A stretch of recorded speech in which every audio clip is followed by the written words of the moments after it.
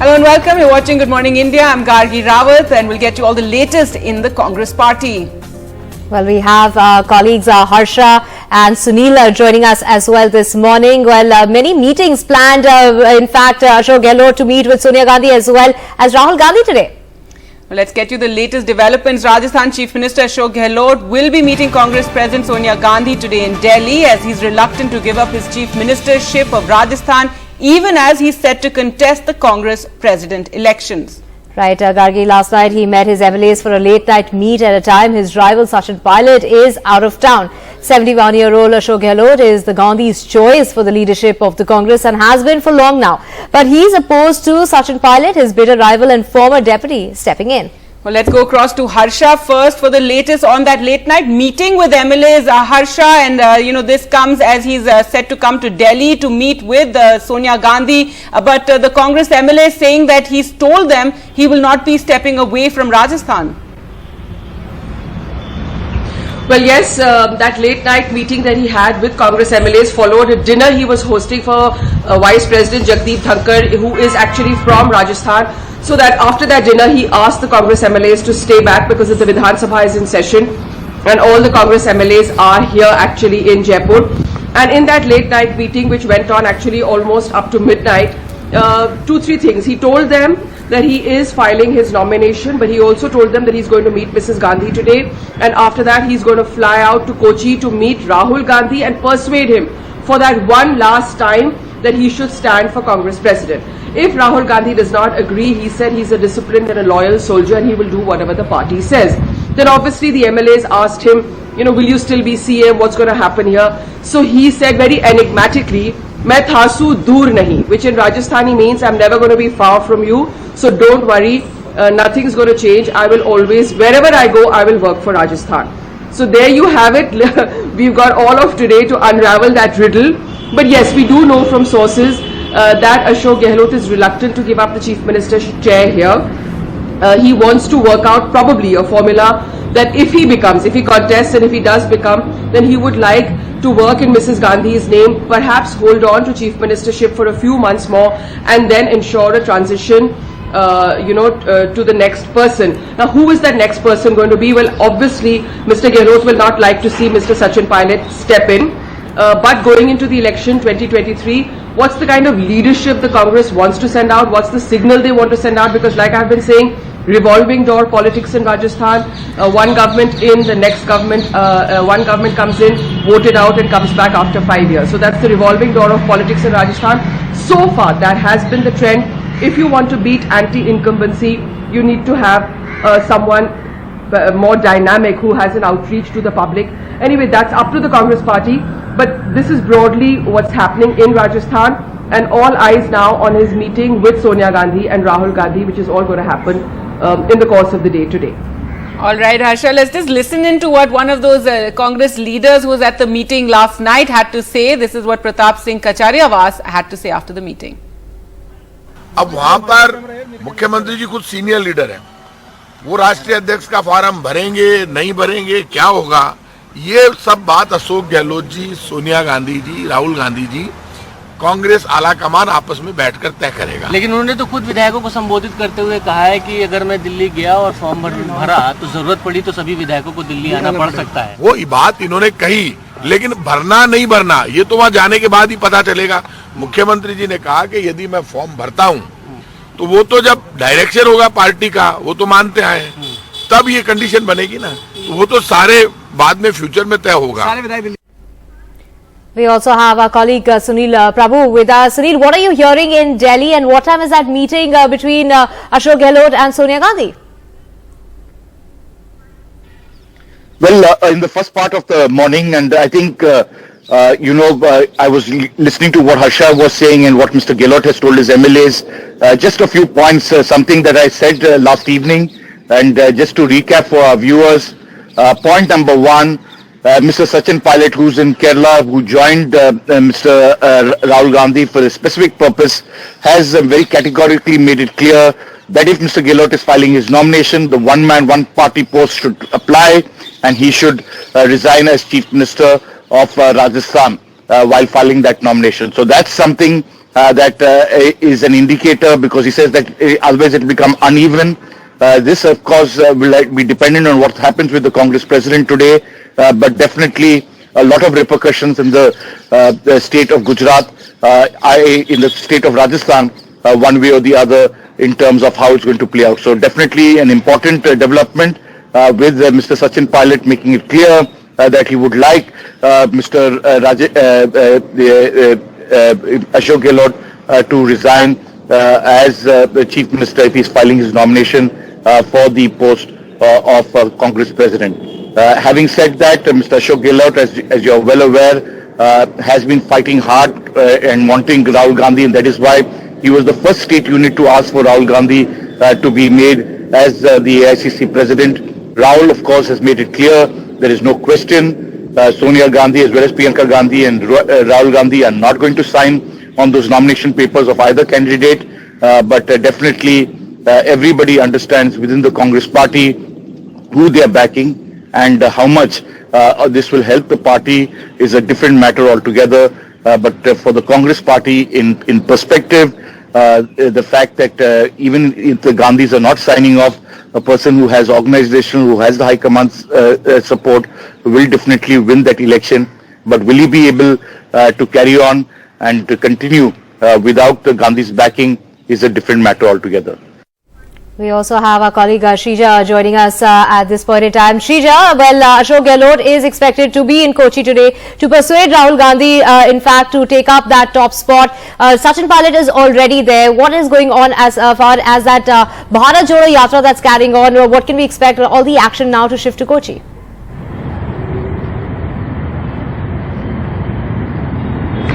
Well, he started the foot campaign just this morning, Rahul Gandhi, and where we are reporting from is the St. George Edapalli Church here in Cochin in the state of Kerala. And any time in short while from now, we will see, the members, Congress members, and also including Rahul Gandhi entering this particular parish hall. And also along with him, walking with him here in this Padayatra is also Sachin Pilot. And of course, Mr. Pilot, what we understand is that we tried, of course, reaching to Mr. Pilot as well, but we, even as things are heating up, especially in the Congress ahead of the presidential polls, but what we do understand, just like how you did, of course, point out, saying that Mr. Ashok Gehlot is going to reach here in Cochin this evening, and he will try and persuade. Now, if you're talking about what's really happening here in Kerala, especially in the Kerala Congress unit, now the Congress leaders are saying that they are strongly backing Mr. Rahul Gandhi itself to continue or to actually come as the party president. And they do not really want to see anybody else, in fact, contesting for that post. But clearly, it's a very strong contest, because as far as Kerala is concerned, they of course have some kind of favoritism towards even Mr. Shashi Tharoor as well. But at this point in time, the name that tops that particular spot is, of course, of Mr. Gandhi here. But at the same time, just like you pointed out, that Mr. Gehlot will come down and try and persuade him for the post, which means if that happens, which means Mr. Gehlot will continue in the CM's post. But if he is going ahead with the filing of the nomination papers, we already see Mr. Pilot here, and also on the other hand trying to make his presence felt and also trying to persuade him. So things are clearly heating up just ahead of the presidential polls at this point in time. But what we do see is that the Padayatra here on ground is gaining momentum. So anytime from now, we will see the entire, especially the people, including the Congress leaders and Mr. Gandhi himself, especially making their way through this particular church. All right. Thanks so much, Shrija, for joining us there. So a lot of action happening in the Congress today, and more of the Congress now in Karnataka, where it's Congress versus Congress again ahead of the Bharat Jodo Yatra entering the state. Congress chief in Karnataka, DK Shivkumar, is working hard to make the Yatra a success once Rahul Gandhi's Yatra enters there. But meanwhile, his rival and the former Chief Minister Siddaramaiah has announced his own Yatra. Shrija reports. The former Chief Minister of Karnataka and the leader of the opposition in the Karnataka Legislative Assembly, all set to flex his muscles again. Rahul Gandhi's ambitious campaign on foot. The Bharat Jodo Yatra enters Karnataka on 30th of September. with Karnataka Congress DK Shivkumar is planning a campaign on a grand level. But now, Mr. Siddaramaiah, who is seen as DK Shivkumar's arch rival, seems all set to launch his own yatra on the very day when Rahul Gandhi enters the state. ಮತ್ತು ಸಿದ್ದರಾಮಯ್ಯನವರು D K Shivakumar ಬಗ್ಗೆ versus ಜಗಳ ಜಗಜ್ಜಾಹೀರಾಗಿದೆ. ಬಹುಶಃ ಅವರೊಳಗೆ ಇರ್ತಕ್ಕಂಥ ಗುಂಪುಗಾರಿಕೆ ಮೇಲೆ ತೋರಿಸ್ತದೆ. ದಾವಣಗೆರೆಯಲ್ಲಾಗಿದ್ದು ಸಿದ್ದರಾಮ ಮಹೋತ್ಸವ, ಈ ಜೋಡಿ ಆದರೆ ಡಿ ಕೆ ಶಿವಕುಮಾರ್ ಅವರು ಒಂದು ರೀತಿ ಸರ್ವಾಧಿಕಾರಿ ಅಂತ ಅವ್ರು ಮುನ್ನಡೆಸ್ತಾರೆ. ಮುಂದಿನ ದಿನಗಳಲ್ಲಿ ರಾಜ್ಯ ಜನ ಸರಿಯಾದ ಉತ್ತರ ಕೊಡ್ತಾರೆ. The Rath Yatra is seen as an extension of Siddharamotsava, a grand 75th birthday celebration that was held in August in Davangere district of Karnataka. Over 4 lakh people gathered, and it was a pure show of strength by the leader to the party high command. The strife between the two big faces of Karnataka Congress worsened after Siddaramaiah organized his birthday party in a grand manner, when Rahul Gandhi even tried to play peacemaker between the two. Will Siddaramaiah's latest salvo embarrass the Congress further? In Bengaluru with Govind Srija for NDTV. All right, news now from Delhi, where a terrible accident took place last night. This was at around 2 a.m. when a speeding truck in Simapuri ran over a divider and killed 4 people. Right, Gargi, 2 people have also been injured in that accident when this truck driver ran over a divider and crushed those people who were asleep on that particular divider. The driver has escaped from the spot. Well, the police are on the lookout. We have our colleague Akshay Dongre joining us. Akshay, a very tragic incident that's been reported in the national capital which took place late last night. Is there any CCTV footage that's emerged from the scene of the crime? Well, no footage has so far been released by the police. Of course, the entire area of Simapuri, there must be certain CCTV cameras, because the Delhi government has in fact installed a lot of CCTV cameras, especially around these kind of areas where there have been incidents of road accidents in the past. Simapuri is one of those areas which is highly congested, and the speeding truck, which it not just ran over the people who were sleeping, it also in fact collided with a pole, electric pole, and in fact and after the impact, the pole it fell down. So we can imagine the kind of impact that there was. As far as the truck is concerned, there is no doubt about it that the truck must be speeding. Whether the driver was under any influence or not, that has to be determined, and that can only be done once the police gets the custody, the police arrests the driver, who is still, as of now, who is on the run. This, in fact, is a very tragic story because not just 4 people have died, 4 men have died. It also highlights that even right now, in year 2022, people are sleeping on dividers in the national capital. In our country's capital, people are sleeping outside on the dividers of the road, and while the police will have to do its work, and it will have to do it fast to ensure that the person who is responsible for this can be brought to justice, but also the Delhi government will also have to make certain arrangements to ensure that the trucks that enter into the national capital at night, there is apt security arrangements as far as the speeding of those trucks are concerned, as far as the people who have been in the past as well, people sleep out on the road, especially the daily wage earners, like all of these 4 men who have died. That there should be certain arrangements.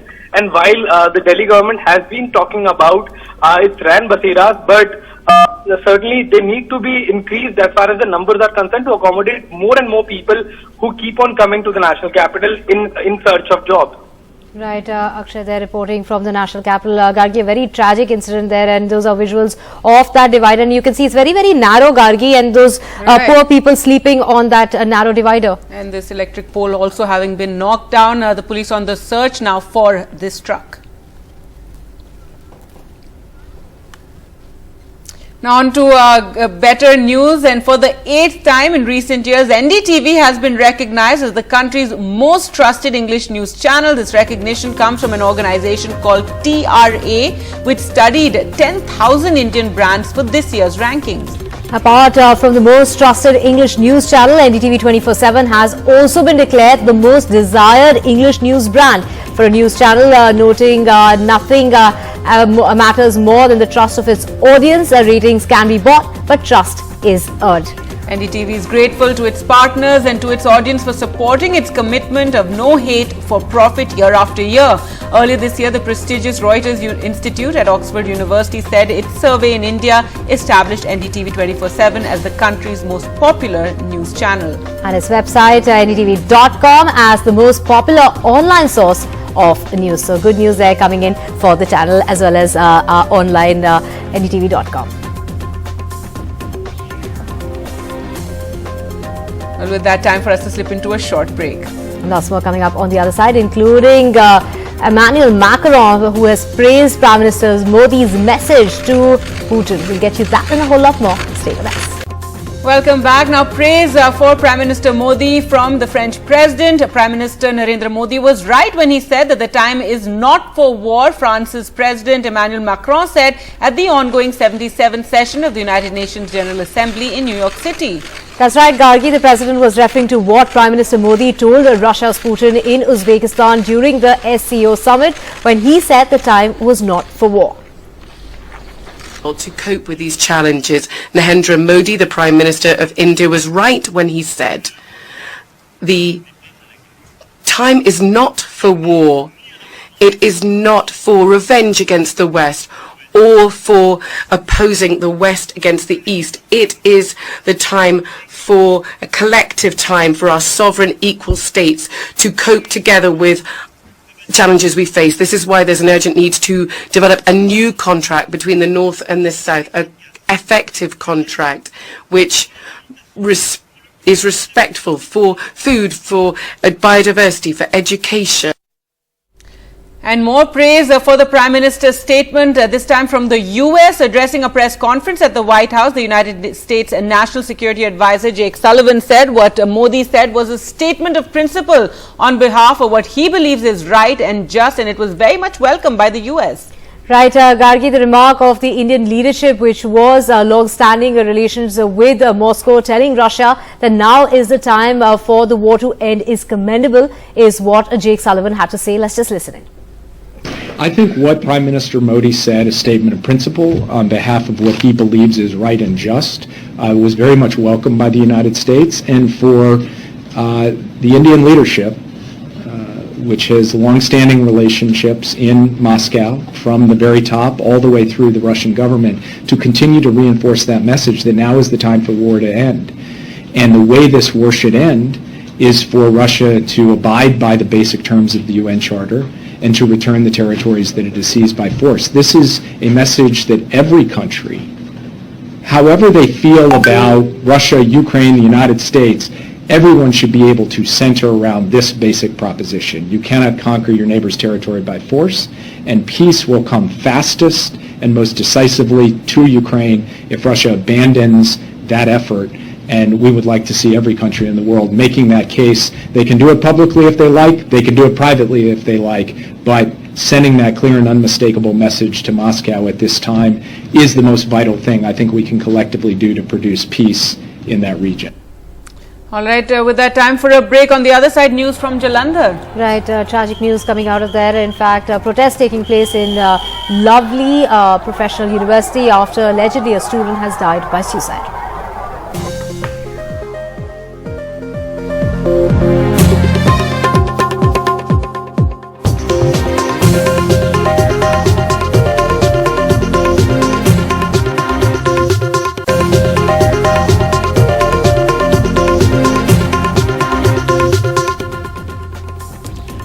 Welcome back. A huge protest broke out on the campus of Lovely Professional University in Jalandhar. This after a student died by suicide in the hostel room. The protesting students allege that this is the second such suicide reported at the campus in the last 10 days, but that the administration is tight-lipped on the issue, and they're protesting as they want to know the reasons behind both these suicides that have taken place. So there you can see the protests taking place on the campus. A Congress MLA, Sukhpal Singh Khera also tweeted, "I demand a thorough probe into the reported suicide by a student in LPU campus on Tuesday night as there's unrest among students in the campus. There are reports of another suicide a few days ago and which demands a fair inquiry."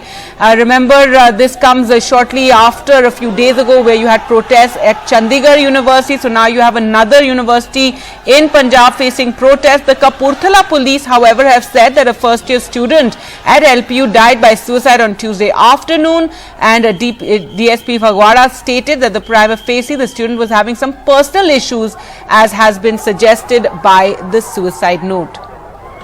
Let's go across to Ghazali for more. And Ghazali, what's the situation now on campus? And clearly students upset that the college authorities are not sharing information with them.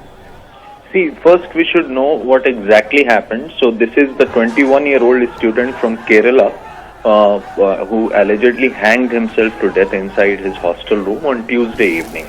And the parents of the student have been informed. His name is Agni S. Dilip. He was a first-year student of Bachelor of Designing in the university. And the police officials say that they have also recovered a suicide note from the room. And as you mentioned, the superintendent of police of Phagwara subdivision, he said that in the suicide note, it has been mentioned that it was some personal reason due to which the student committed suicide. Now, the students in the university say that this is the second suicide in the last 10 days, and the previous suicide was not reported widely. They allege that the university management tried to hush the issue under the carpet. But now the situation, there is no protest happening, but the situation is still tense, and the police is not ruling out that protest will not further break out in the next few hours. As of now, the family of the deceased have been informed, and they will be arriving here by today evening, after which the further proceedings as far as post-mortem is concerned or other medical examinations are concerned will be held once the parents or the relatives of the deceased will arrive in the university campus. But massive protests broke out last evening, and even police had to use mild force, as what we are hearing, because the university administration was tight-lipped about the entire issue till late evening, and a statement have been put out by the university administration saying that they are disheartened with what has happened and they are cooperating with the police. All right, and Ghazali, this also comes a few days after those protests at Chandigarh University, so administration has to be careful things don't get out of hand, and there is some sort of clarity and that they share information with the students. See, it is a well-known fact that the private university campuses or the owners of private universities in Punjab do have political affiliations, and there are very strict rules and regulations. There are no such student unions or free entrance into the universities like what we find in public universities in Punjab. So as far as that is concerned, and what happened just a couple of days ago in Chandigarh University in Mohali district of Punjab, it is almost what you can see that how protests erupted there. A sudden protest erupted there in Chandigarh University. In the same fashion, this protest erupted last evening when students came outside the university on the highway and still protested late in the evening, and they had to be pushed back or pacified by the cops.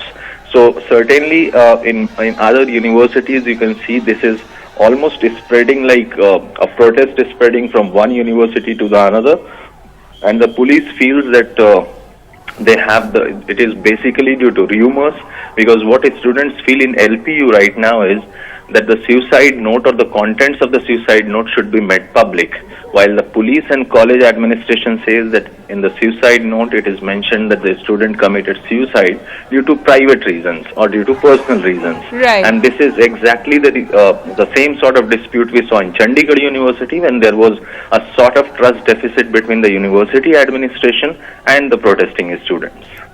All right, Ghazali, so clearly need for dialogue, and there is also some politics at play here. Thanks so much for joining us with those details. News now from Assam, where the BJP-led state government has formed a committee to review all petitions for amalgamation or merger of schools. Recently, this after the decision of the state government to merge over 1,700 schools has drawn sharp political reactions from the opposition, including a Twitter war between Delhi Chief Minister Arvind Kejriwal and his Assam counterpart. Already 300 petitions against the merger of schools has been received, says Assam's Education Minister, Dr. Ranoj Pegu. Let's listen into this exclusive interview with NDTV's Ratnadeep Chaudhary. Joining us at this moment is Assam's Education Minister, Dr. Ranoj Pegu. Dr. Pegu, this Assam government's decision of merging schools or amalgamation of the schools had also created a bit of political furor. There were a lot of allegations by the opposition parties. The state government has decided to constitute a committee which will look into the appeals from different schools for non-merger. What is the status of this amalgamation process? Actually, Assam has been provincializing lots of Bhansar schools. Bhansar schools means the schools established at the initiative of the various organizations of the civil society.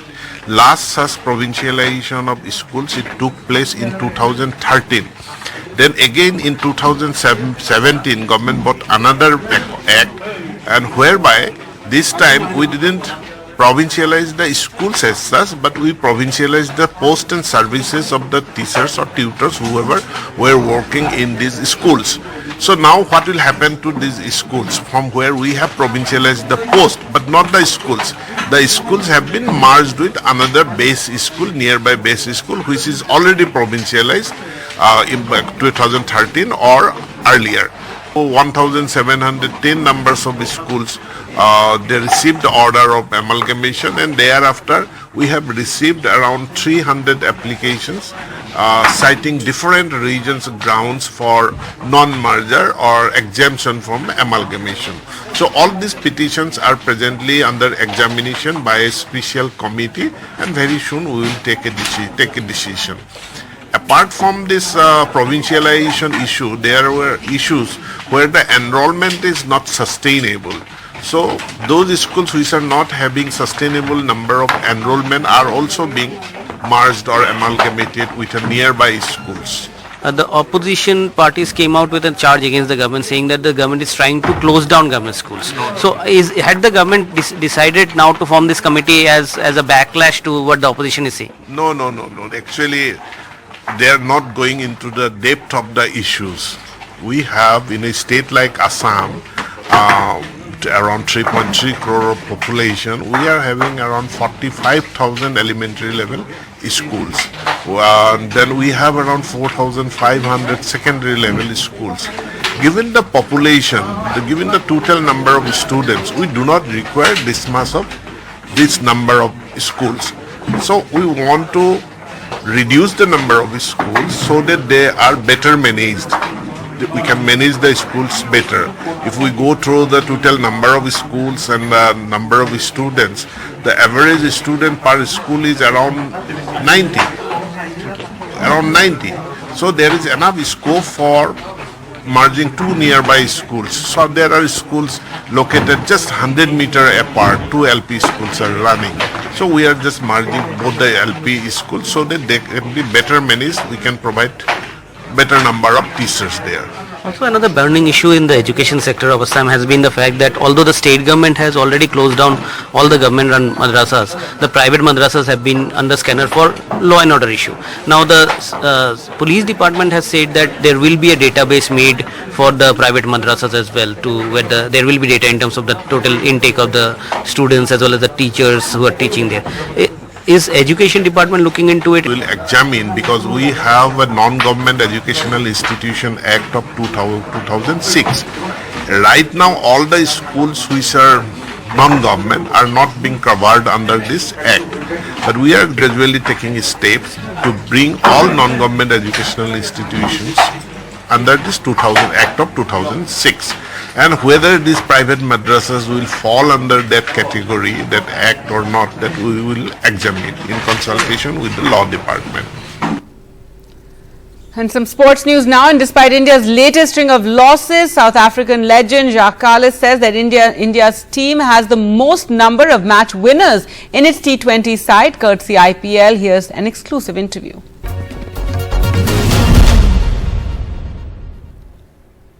Now, widely regarded as one of the greatest South African cricketers of all time, Jacques Gehlot has also coached sides like England and Kolkata Knight Riders in the IPL. He is currently in India and he has a chance to catch up with him to talk about the onslaught of the shortest version of the game and India's World Cup chances. Jacques, welcome to India. Now, you've left playing the game for almost 4 years now. You are in India and what I understand is that you are participating in the Legends League. What drew you to this part of the world?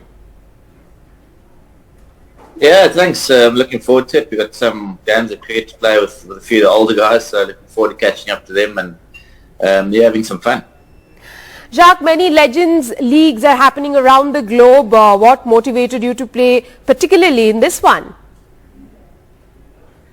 I think just having a look at the list and see who was playing and that to catch up with them and just to have a bit of fun with them and I suppose help promote the game of cricket. It's always healthy to do that. And what will be the biggest challenge playing cricket after so many years? Yeah, I suppose age will be the first challenge. But yeah, the guys have put in a little bit of work, so the guys still look in fairly decent condition, so I'm sure that'll be fine. But yeah, I suppose just catching up and getting those combinations going again, but really looking forward to it.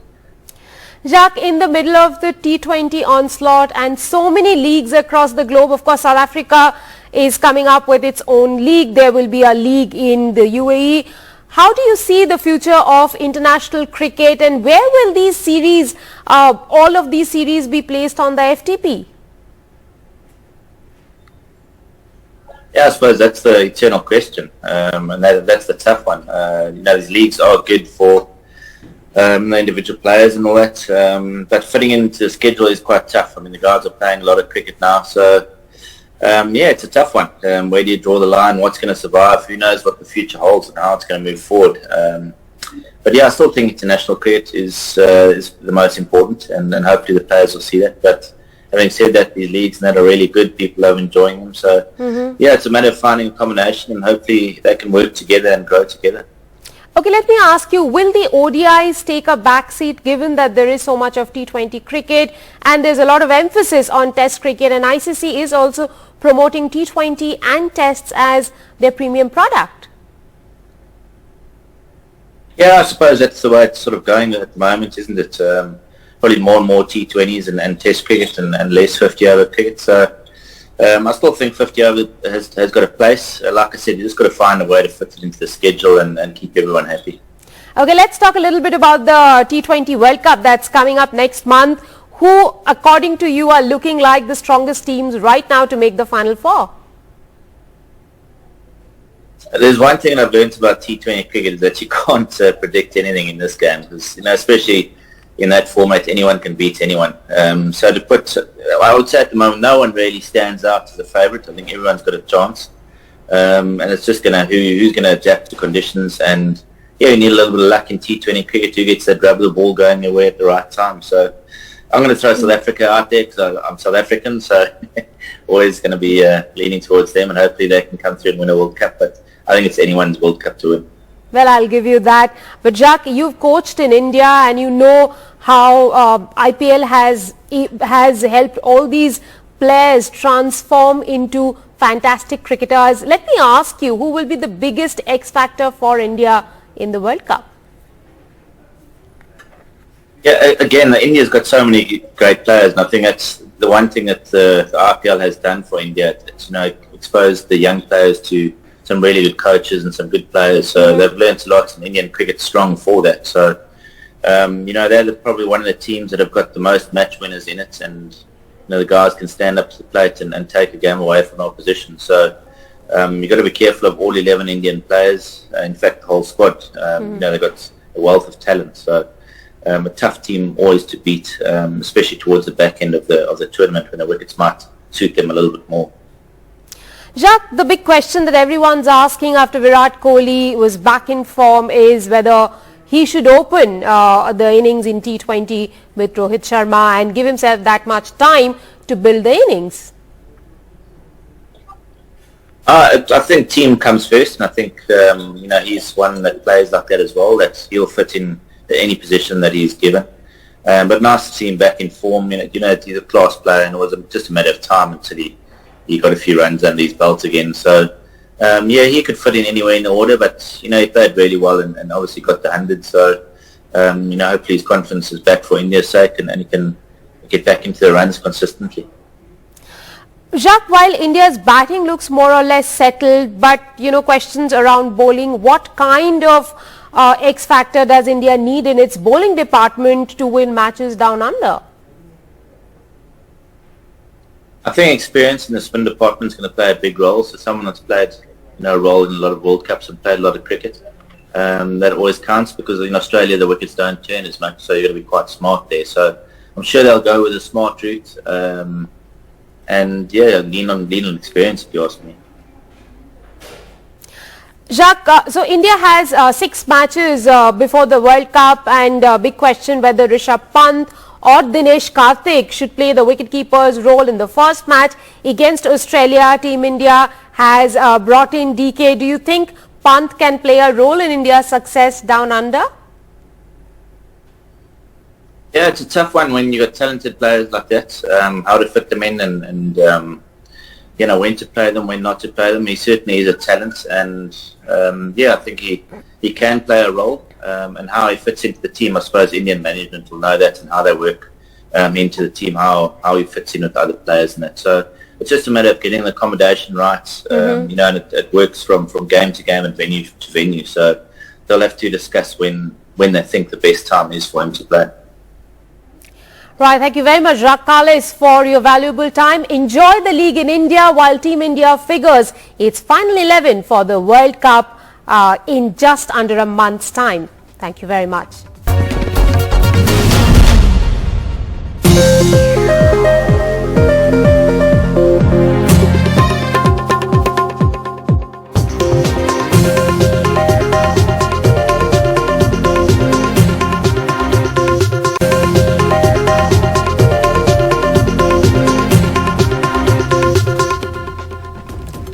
Welcome back. Entrepreneurs and celebrity couple Janelia and Ritesh Deshmukh founded a plant-based meat company, Imagine Meats, with the hopes of making the switch to a vegetarian, vegan lifestyle easier for meat eaters. NDTV's Arun Singh caught up with the duo and spoke to them about what the business has been like, their social media following, and leading a more sustainable lifestyle. A sunny Sunday morning, we are catching up with the hottest couple of Bollywood. We have with us Ritesh Deshmukh and Janelia. Very warm welcome to NDTV. Thank you so much. Thank you. And your outfits are really on fleek. Are we doing like retro vibes? We're trying to. I just agree to whatever Janelia chooses for me to wear. Oh, that's her styling? Yeah, of course. You're absolutely killing it. Yeah, thank you. You can say that to me. Of course. So credit goes to Janelia for the styling that both of them are flaunting here. So you are here for Imagine Meats. That's a very innovative setup that you guys have. What are the details that you can share? No, Imagine Meats, of course, it's a plant-based meat company that Janelia and me started nearly a year ago. And in 1 year, we have been able to, come across, go across about 60 cities, and we are available across retail platforms. But the big challenge was to tie up how can we make this experience better for consumers and more accessible. More accessible, right? Yeah. And they've come here in BMW's EV, and then you also have Imagine. These are quite a conscious choices that you're making. Sustainability. I mean, we try every single day. I think we've come from a place of being carnivores to changing our lifestyle, to slowly changing things that we wear. Ritesh doesn't wear leather at all, and so don't I. I've also stopped wearing silk sarees and stuff like that. So we're making a conscious effort, and today I think food was the basis.